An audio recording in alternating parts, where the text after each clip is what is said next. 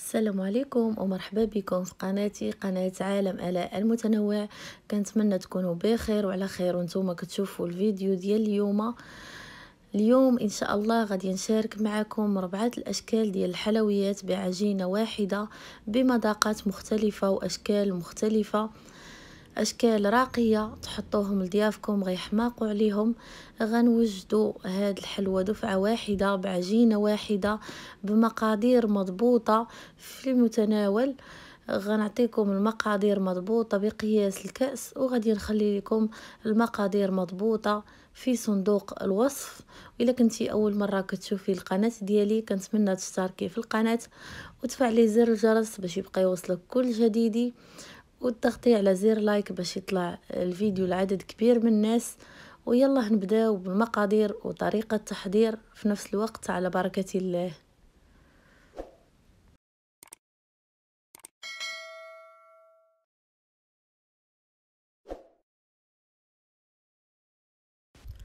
غادي ناخد هنا واحد القصرية او لابول. من الاحسن نخدموا هاد الحلوى في القصرية باش نخدموها على خاطرنا. غادي نضيف ليها هنايا واحد الباكية ديال الزبدة مارغرين، اي نوع من الزبده مارغرين. غادي نضيف ليها هنا الكاس الاول من سكر سنيده والكاس الثاني من سكر سنيده، يعني غنضيفوا ليها 2 كؤوس ديال السكر وساشي ديال الفاني. وغادي نضيف عليهم هنا 3 ديال القطع ديال الفرماج مثلث اولا مربع. من بعد ما ضفت هاد المكونات غادي ندمج هاد المكونات مع بعضياتهم كيف ما كتشوفوا. غادي نبقى نخدم في هاد المكونات حتى يتجانسوا لينا مع بعضياتهم ورجع لينا الخليط كريمي.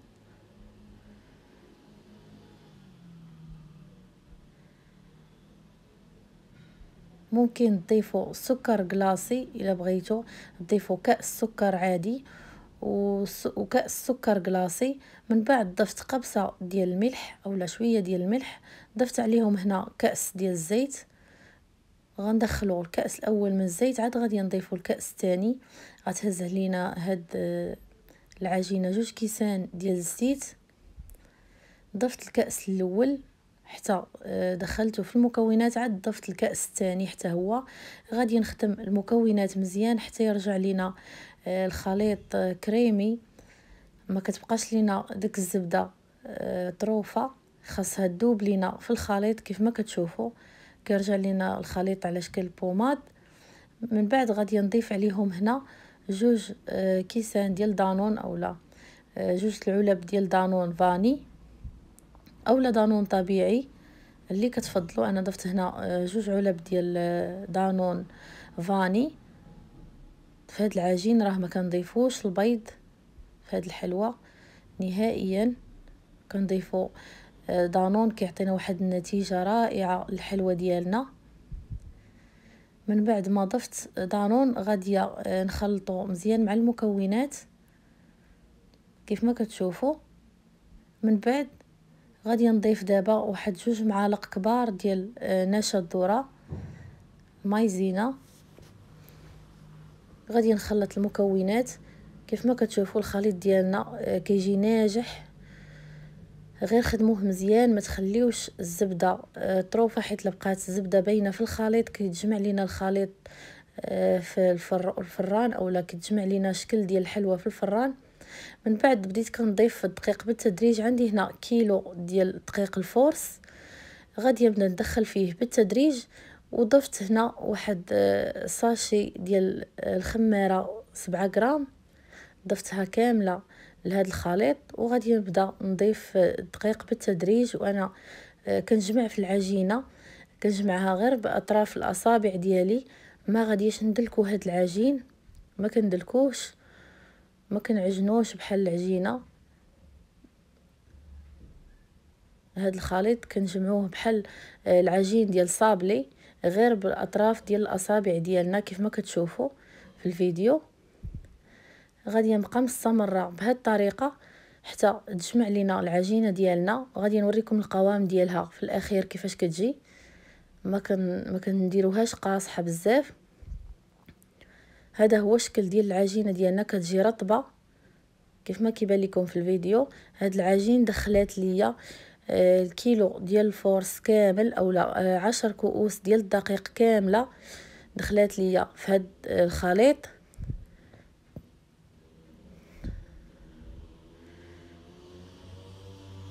كيف ما قلت لكم كيجي العجين بحال العجينه ديال الصابلي. باش كنعرفوا العجينه واجده عندنا كناخذوا شويه وكنكوروه وكنشوفوه الا تجمع معنا صافي العجينه ولات واجده. غادي ناخذ العجينه ديالي هنا، غادي نقطعها على 4 ديال القطع. خديت العجينه الاولى، غادي نضيف ليها هنايا واحد 3 المعالق كبار ديال الكاوكاو محمر ومطحون. كيف ما كتشوفوا غادي نكهها غير بكاوكاو. هاد العجينه الاولى كندخل فيها هذا الكاوكاو غير باطراف الاصابع ديالي. كيف ما قلت لكم ما كنعجنوش العجين، حيت لعجناه اولا دلكناه غادي يطلق لينا العجينه ديالنا الزيت وغادي تضيع معنا العجينه، ما غاديش تبقى تشكل لينا كيف ما بغينا وغادي تجمع لينا في الفران. من بعد درتها في البلاستيك الغذائي وحطيتها على جنب. جبت العجينه الثانيه هنا ضفت ليها فلون كراميل. كيف ما كتشوفوا غادي ندخلوا فيها الفلون ديالنا باطراف الاصابع حتى هي، وغادي نديرها في البلاستيك الغذائي وغادي نحطها حتى هي على جنب. كيف ما كتشوفوا ضفتها في البلاستيك الغذائي وغادي نحطها على جنب. جبت هنا العجينه الثالثه او القطعه الثالثه. خديت هنايا واحد راس ملعقه صغيره ديال نيسكافي اللي ذوبتها في قطرات من الماء وغادي نضيفها العجينه ديالي.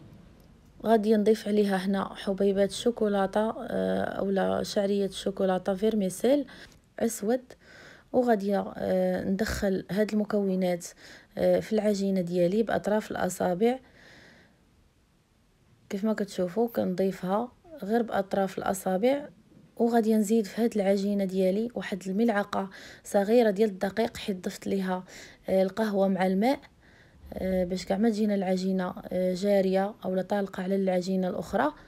ضفت ليها واحد الملعقه صغيره من الدقيق ودرتها في البلاستيك الغذائي وحطيتها حتى هي على جنب. والعجين الرابع خليته غير هكاك، ما ضفت ليه والو، خليته بمذاق الفاني. هذه هي العجينه ديالي. من بعد ما كل وحده ضفت لها النكهه ديالها. هنا غادي ناخد جوج ديال الاجزاء ديال العجينه اللي غادي نديرهم صابلي، غادي نحطهم في الثلاجه وغادي ندوز العجينه ديال الفاني اللي غادي نبدا نشكل فيها هي الاولى. خديت العجينه ديال الفاني اللي ما ضفت ليها حتى حاجه، خليتها بنكهه الفاني. غادي نبدا نشكل فيها كويرات بحجم صغير، ما غاديش نكبروا هاد الكويرات حيت العجينه غادي تنفخ معنا في الفرن، حيت ضفنا ليها ساشي ديال الخماره باقا غادي تنفخ معنا. كنديرها كويرات صغيره، غادي نشكلها كامله بهذه الطريقه. كيف ما كتشوفوا من بعد ما شكلتها كامله غادي ندخلها للفرن طيب من التحت، ومني طيب من التحت غادي نهبطها تحمر او تذهب شويه من الفوق. دزت هنا العجينه الثانيه اللي ضفت لها الكاوكاو اللي محمر ومطحون، غادي نكورها حتى هي على شكل كويرات صغيره وغادي نضغط عليها نبسطها. من بعد جبت هاد الطابع هذا اللي على شكل مروحه، غادي نطبع بهاد العجينه ونحطها حتى هي في صفيحه الفرن. كيف ما كتشوفوا معايا درت معكم واحده اخرى.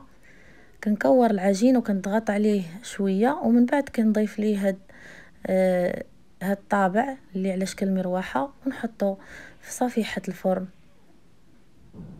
من بعد ما شكلتهم كاملين غادي نجيب هنا واحد القلم اولا اي حاجه عندكم رقيقه. انا توفر عندي هذا القلم، كنضيفه في الدقيق وكنضغط عليه في وسط ديال الحلوه ولا في وسط هذيك المروحه باش كتشكل ليا واحد الحفره صغيره.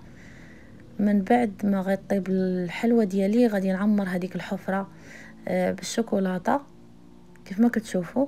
ممكن تضيفوا هنا غير كاوكاوا او لوزه. من بعد ما كملتهم كاملين غادي ندخلهم حتى هما الفران يطيبوا. دزت هنا العجينه الثالثه اللي ضفت ليها هنا الفيرميسيل الاسود، وضفت ليها القهوه او نكهه القهوه. جبت هنايا واحد الطابع دائري كبير، وجبت هنايا جوج بلاستيكات اللي غادي نطلق في وسطهم العجينه ديالي. هاد العجين كنت حطيته قبل في الثلاجه، حيت كما قلت لكم غادي نديرو على شكل صابلي. غادي نطلق العجين وسط جوج بلاستيكات كيف ما كتشوفوا. من بعد ما طلقته يكون رقيق شويه، جبت هنايا هاد الطابع الدائري اللي كبير، غادي نبدا نشكل في الهلال ديالي. كنتمنى تكون الصوره واضحه لكم في الفيديو. كنشكل هلال بهذه الطريقه، وغادي نحطه في صفيحه الفرن. غادي نكمل بنفس الطريقه حتى نشكلهم كاملين.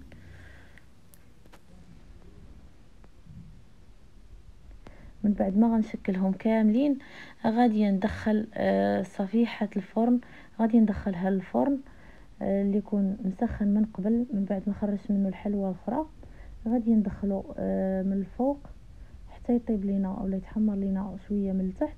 ومن بعد غادي نهبط الحلوى ديالي من تحت حتى تذهب ليا الوجه ديالها، ومن بعد غادي نخرجها.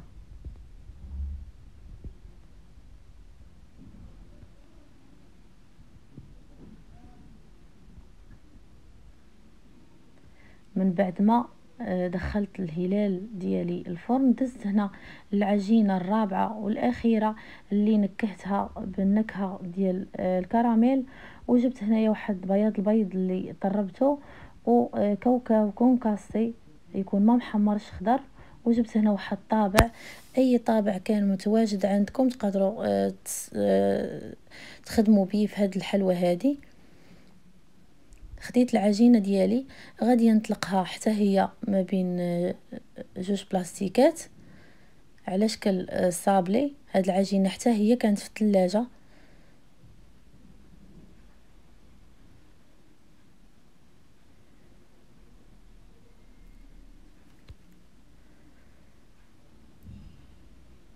من بعد ما طلقت العجينه ديالي كامله كيف ما كتشوفوا تكون رقيقه شويه، غادي ناخذ الطابع ديالي كنديرو في الدقيق وكنطبع به العجينه. من بعد غادي نهز هذيك الحلوى ديالي غادي ندهنها ببياض البيض، وكنحط ليها الوجه ديالها فوق كاوكاو كونكاسي يكون ما محمرش كيف ما قلت لكم، يكون خضر.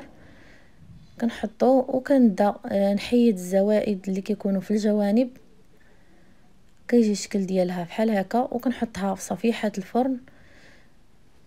غادي نعاود معكم واحده اخرى بنفس الطريقه، كندهنها بياض البيض وكنحط ليها الوجه ديالها في الكاوكاو كونكاسي. ممكن هنا تضيفوا كاوكاو ايفيلي او اللوز ايفيلي، او لا تضيفوا الكوك. كتجي الشكل ديالها راقي. غادي نكمل بنفس الطريقه حتى نكمل العجينه ديالي كامله، وغادي ندخلها الفرن طيب بنفس الطريقه من التحت، ونهبطها تحمر شويه من الفوق. ومن بعد غادي نبداو هنا نزينو في الحلوى ديالنا. جبت هنايا كونفيتور ديال الحلويات، ضفت ليه المزهر، وجبت هنايا باستا اللي حكيتها في الحكاكه الرقيقه اي نوع كتفضلوا.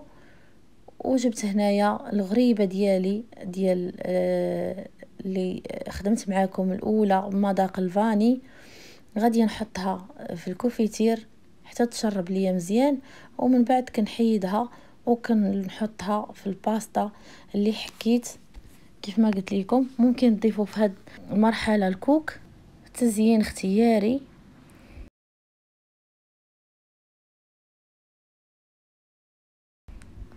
غادي نكمل بنفس الطريقه، ومن بعد غادي نرجع معكم ملي نكملهم كاملين. من بعد ما كملتهم كاملين جبت هنا واحد شويه ديال الشوكولاته بيضاء، درتها في بلاستيكه ودرت فيها ثقب رقيق، وكندوز هذاك الشوكولاته على الحلوى ديالي على شكل خطوط. كتعطينا واحد واحد المنظر رائع في الحلوة ديالنا.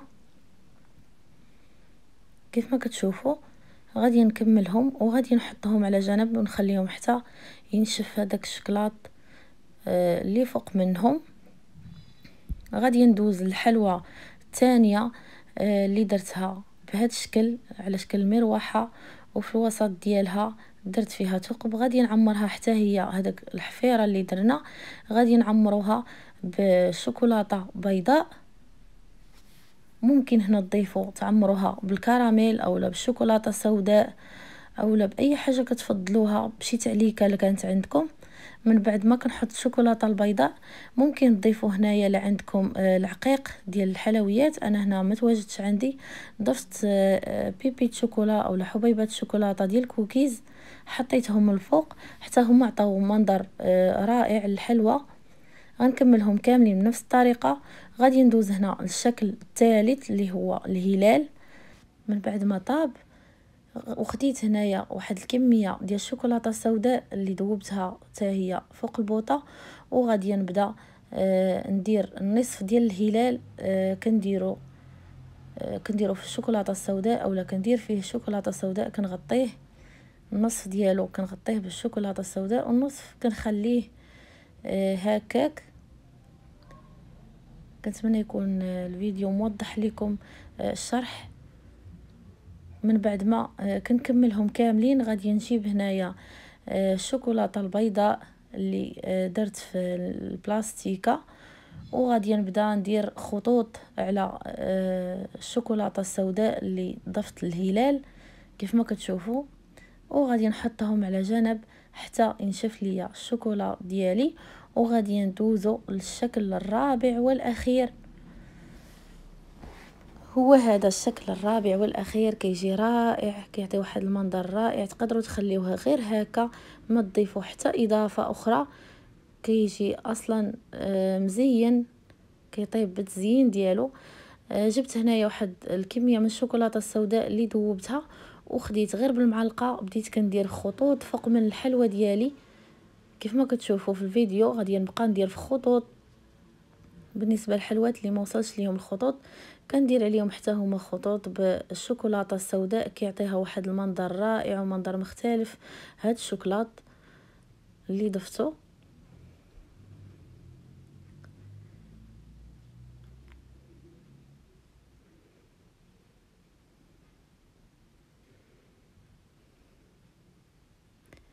ممكن ديروه في بوش وتضيفوه. كيجي هذا هو الشكل تاع الحلوه ديالي من بعد ما كملتها. وهذه هي النتيجه الاخيره ديال الحلويات ديالي. 4 اشكال ديال الحلويات بعجينه واحده، تحضريهم دفعه واحده باشكال راقيه، كيجيو راقين. تحطيهم في الطبيله ديال العيد ديالك لضيافك، كيجيو رائعين ولذاذ. اكيد غادي يعجبوهم غيحماقوا عليهم. هذا هو الشكل اللي درنا بنكهه الفاني، وهذا هو الشكل اللي درنا بنكهه القهوه كيف ما كتشوفوا. هذا الشكل بنكهه الكاوكاو، والشكل الاخير اللي درنا بنكهه ديال الفلون كراميل. كيجيو راقين ورائعين في الشكل وفي المذاق. كنتمنى تجربوا هاد الحلوى اللي شاركت معكم، اكيد غادي تعجبكم. والى عجبكم الفيديو ديال اليوم كنتمنى ما تبخلوش عليا بواحد لايك باش يطلع الفيديو لعدد كبير من الناس، وفضلا وليس امرا تشتركوا في القناه ديالي. والى اللقاء الى فيديو قادم ان شاء الله.